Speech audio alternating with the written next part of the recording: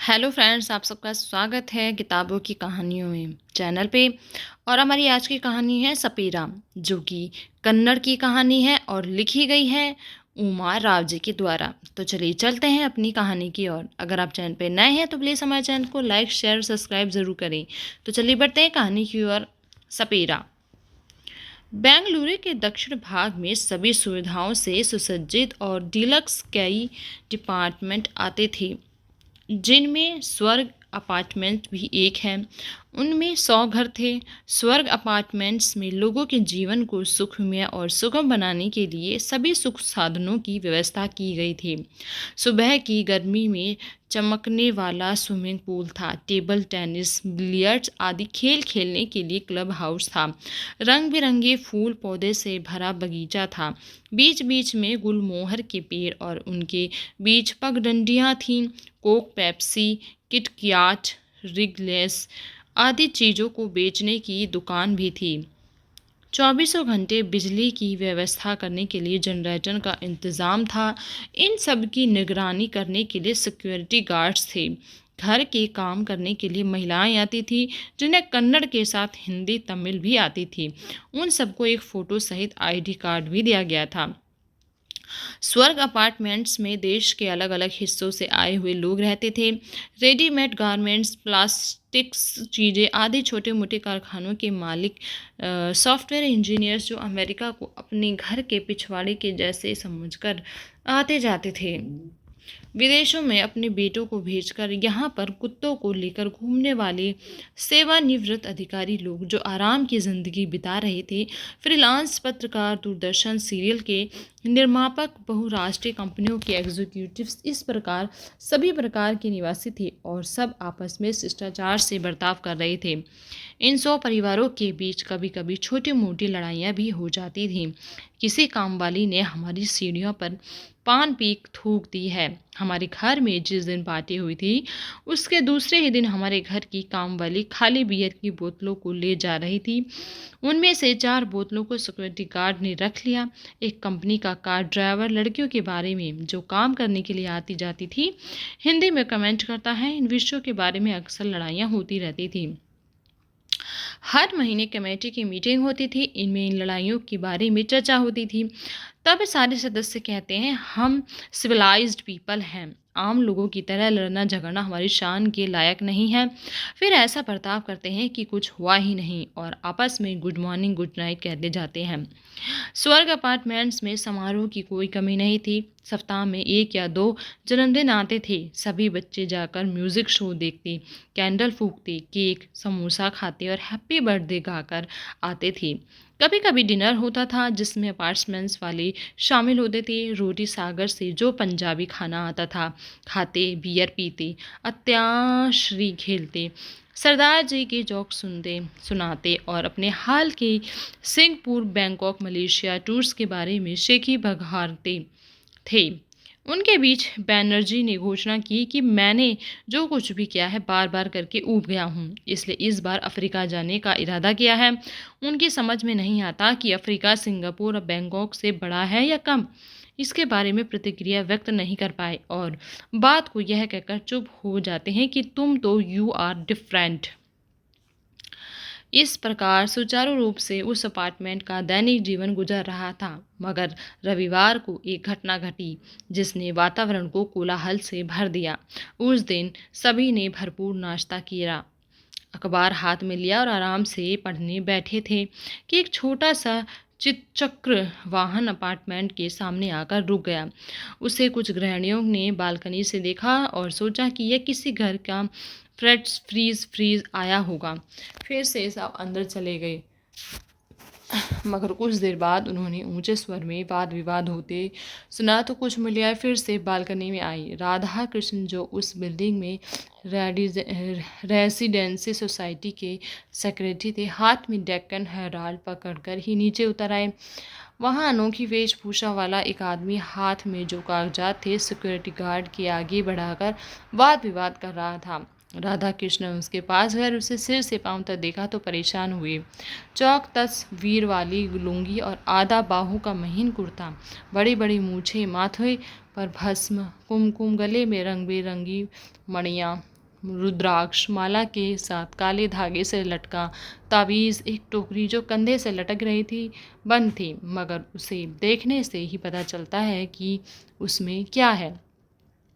राधा कृष्ण घाट को देखते हुए गरज पड़े, अरे तुम इससे क्यों बहस करते हो? मैंने कितनी बार कहा है कि ऐसे सफर और खेल तमाशा दिखाने वालों को अपार्टमेंट में मत आने दो।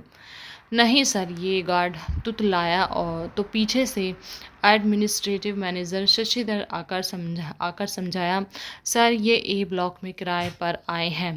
क्या? 30 बरस तक स्टॉक एक्सचेंज में काम करने वाले राधा कृष्ण को हर्षद मेहता के नाटक भी इतने शौक नहीं दे पाए थे। शशिधर के हाथ में एग्रीमेंट के कागज थे। उसे आगे बढ़ाते हुए राधा कृष्ण ने कहा, सभी कागजात नियमानुसार हैं सर। ऑनर ने जो पत्र में हमें लिखा है साथ में लाए हैं। राधा कृष्ण ने शशिधर को बगल में आने के लिए कहा। मैंने अंदर जाके चेक किया सर, चेक टैली होता है, शशिधर ने कहा। ऑनर को फ़ोन करके पूछे, राधा कृष्ण ने परेशानी से कहा। ट्राई किया सर, वे अमेरिका गए हैं अपने बेटे को देखने के लिए। सभी खामोश हो गए।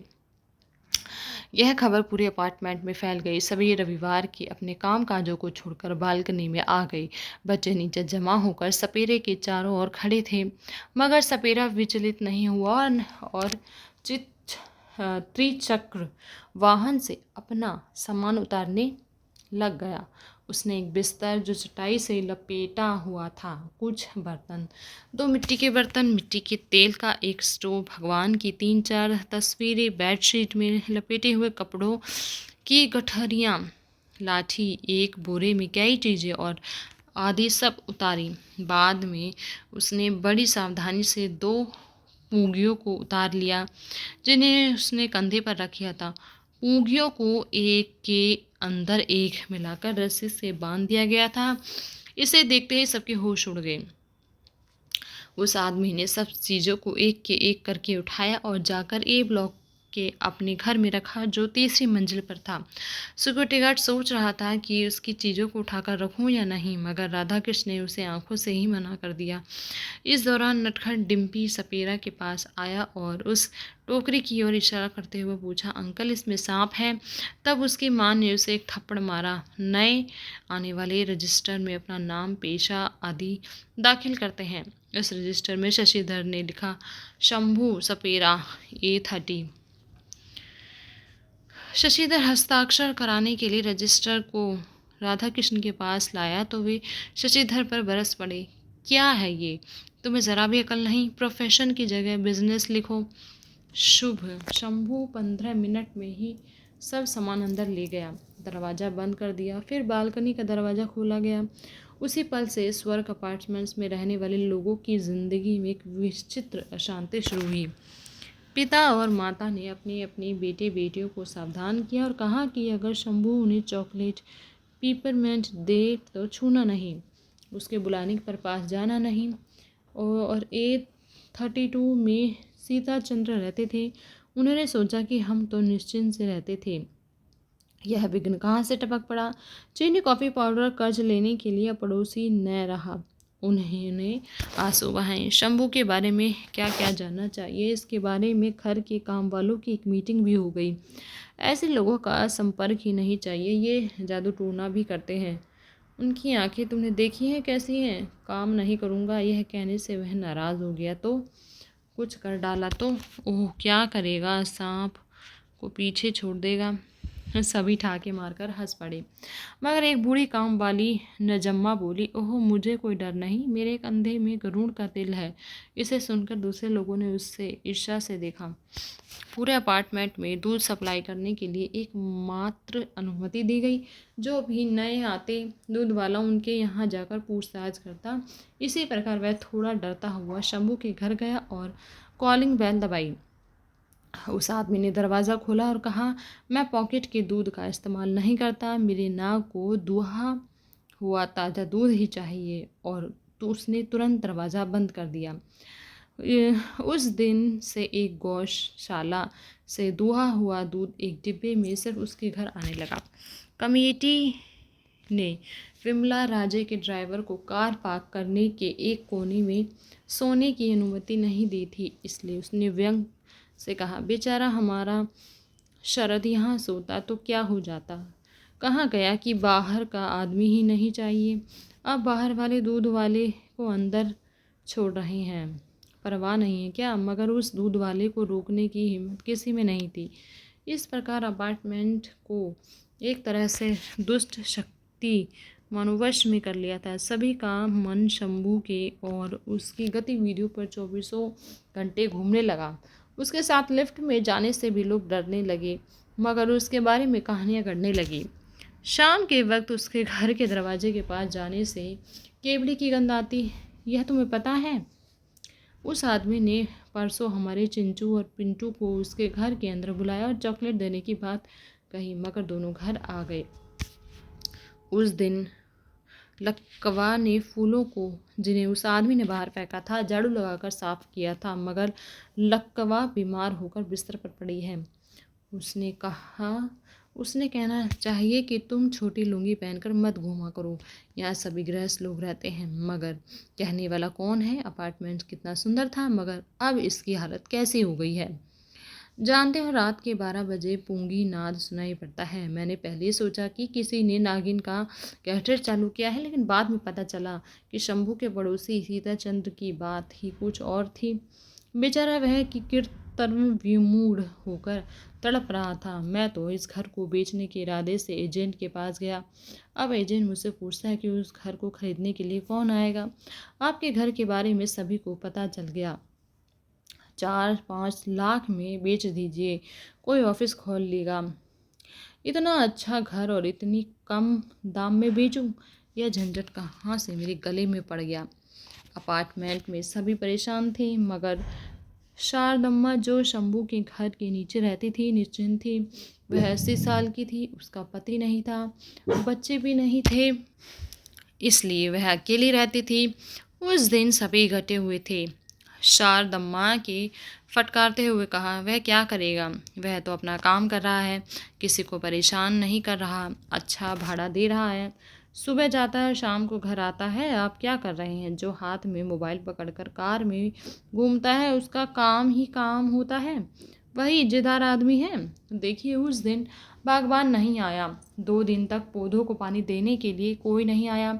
सबने परेशानी व्यक्त की कि पौधे सूख रहे हैं, मगर किसी ने कुछ किया क्या? तब शंभू नीचे आया और पाइप को बगीचे के नल में लगाकर आधे घंटे में ही सभी पौधों को पानी से सींच कर ऐसे चला गया मानो कुछ हुआ ही नहीं। आप क्यों पागलों की तरह बातें करते हैं? शारदम्मा के सामने सब चुप्पी साधे रहे, मगर उसकी पीठ पीछे कहने लगे, यह बूढ़ी औरत पागल हो गई है। बूढ़ी को इस जमाने वाले के बारे में क्या पता है? किसी को कुछ हुआ तो बूढ़ी को क्या लेना देना। उस दिन स्वर्ग अपार्टमेंट में छाई मुश्किलों के बारे में चर्चा करने के लिए विशेष मीटिंग बुलाई गई। शंभू खुद ही घर छोड़कर चला जाए, इसके लिए उसे तकलीफ देने के उपाय ढूंढे जाने लगे। और क्या क्या किया जा सकता है? केबल को काट डालना ज़्यादा असरदार तो होगा, मगर उसके पास टीवी ही नहीं है, क्या फ़ायदा? पानी, जी हाँ, पानी को बंद न किया जाए तो सभी पानी की धारा को तो स्लो कर सकते हैं न। इस हालत में वह शिकायत भी नहीं कर सकेगा। अगर शिकायत की भी तो कह सकते हैं कि सभी घर की यही हालत है, दुरुस्त करा रहे हैं बस। Brilliant idea, it should work. दूसरे दिन अपार्टमेंट्स वालों ने एक आश्चर्य की बात देखी। शंभू अपने दोनों हाथों में एक एक प्लास्टिक का घड़ा पकड़े था और धड़ धड़ आवाज़ के साथ 3 मंजिल से उतर आया। गार्डन में जो नल था उससे पानी भरकर फिर चुपचाप ऊपर चढ़ गया। इस प्रकार वह 5-6 बार पानी ऊपर ले गया। पानी कम आया या कम आ रहा है, इसके बारे में उसने मुंह तक नहीं खोला। शंभू इसी प्रकार घड़ा छलकाते हुए सीढ़ी चढ़ रहा था। तभी दूसरी मंजिल में जो घर खाली था, खरीदने के लिए शू बेचने वाला एक व्यापारी सामने आया। इसे देखकर उस व्यापारी ने बेचने वालों से कहा, इस अपार्टमेंट में पानी के लिए नीचे घड़ा लेकर जाना पड़ता है, मुझे तो ऐसा घर नहीं चाहिए। और वह नाराज़गी व्यक्त करते हुए चला गया। देखिए, एक आदमी की वजह से इस प्रॉपर्टी की कीमत ही गिर गई। हमें तो कुछ करना ही पड़ेगा। वकील राजणा को भी इस इमरजेंसी मीटिंग में ले आया हूँ, राधा कृष्ण ने कहा। मेनन ने ऐसा मुंह बनाया कि सभी के षड्यंत्र का उसे पता है। कहाँ है? देखिए, यह सब इस अपार्टमेंट के मालिक का ही कारोबार है। ऐसे आदमी को यहाँ पर लाकर रखा है और खुद अमेरिका जाकर बैठ गया है। मगर अब अपार्टमेंट्स का इमेज खराब हुआ है और कीमत गिर रही है। वह 6 महीने बाद वापस आएगा और पूरे अपार्टमेंट को आधे दाम में खरीद कर इस सपेरा को धक्का देकर निकाल देगा। मेनन की इस बात से सब परेशान हुए और सोचा कि यह बात हमें क्यों नहीं सोची। सभी की शिकायत सुनने के बाद वकील राजन्ना ने कह दिया, आप कहते कि इस आदमी के पास राशन कार्ड है, सब डॉक्यूमेंट्स हैं, समय पर भाड़ा भी दे रहा है, अपना काम करके शांति से रहता है। हम उसे यह कहकर भगा भी नहीं सकते कि वह एक अनोखा आदमी है। कोई वजह ढूंढिए। सभी ने आग्रह किया तो वकील ने कहा, अगर वह किन्हीं समझ रहस्य गतिविधियों में शामिल हुआ है तो या गुंडा हो या तो आतंकवादी हो, तो ऐसी शंका हो तो सभी के कान खड़े हो गए। Yes, I will work on this. Radha Krishna ने टेबल पर मुक्का मारा। केस को ठीक से रेडी करेंगे और सीधा पुलिस कमिश्नर के पास जाएंगे। सभी के चेहरे पर चैन की छाया पसर गई। स्वर्ग अपार्टमेंट की 4 कमेटी मेंबरों ने पुलिस कमिश्नर से भेंट का समय लिया, मगर उसी दिन सवेरे एक विचित्र घटना घटी। सवेरे शंभू के घर के सामने वालों ने अखबार और दूध को अंदर ले जाने के लिए जब दरवाज़ा खोला तो सपेरे के घर का खुला दरवाज़ा देखकर आश्चर्यचकित हुए। उन्होंने कुछ सोचा और दरवाज़ा बंद कर लिया। 8 बजे काम वाली आई और उस वक्त भी दरवाज़ा खुला ही था। पहले जब सपेरा अपने घर का दरवाज़ा खोलता तो सुराही, बिछाई हुई चटाई, भगवान की 1-2 तस्वीरें सब दिखते थे, मगर अब सब चीज़ें गायब थी। काम वाली को आगे करके कुछ कदम अंदर जाने पर पता चला कि घर खाली हो गया है। तुरंत इंटरकॉम से सिक्योरिटी और राधा कृष्ण को खबर दी गई। सब लोग भागे आए। कदम पर कदम रखते हुए सारे घर का चक्कर लगाया। घर शून्य लग रहा था। घर में मात्र अगरबत्ती की गंध फैली हुई थी, जो अनोखा था। कमरे के कोने में सांप की टोकरी जो बंद करके रखी हुई थी, उसे देखकर सब डर गई, मगर उसे खोलकर देखने की हिम्मत किसी में नहीं थी। राधा कृष्ण भी टोकरी की ओर देख रहे थे, कहीं टोकरी हिल तो नहीं रही। सभी ने उसे परखा, फिर धीरे से खामोशी से घर के बाहर आए और इशारा किया। तुरंत दरवाज़ा बंद कर दिया गया। घर से एक ताला लगा दिया गया। ताला खींचकर देखा गया चाबी लगी है कि नहीं। फिर चाबी को सिक्योरिटी गार्ड को सौंप दिया। अभी जाइए और किसी सपेरे को ले आइए, यह सब काम हमसे नहीं हो सकता। राधा कृष्ण की आवाज़ में भारीपन था। तो दोस्तों, कैसी लगी आज की ये कहानी हमें आप कमेंट करके ज़रूर बताएं और हमारे चैनल को लाइक से सब्सक्राइब करें, और वो भी इसलिए क्योंकि आप हम ऐसी कहानियों को रोज़ अपलोड करेंगे और जिससे कि आप इन्हें रोज़ सुनेंगे और आपको टाइम टू टाइम ये मिलते जाएंगी। तो बहुत बहुत शुक्रिया हमारे साथ बने रहने के लिए।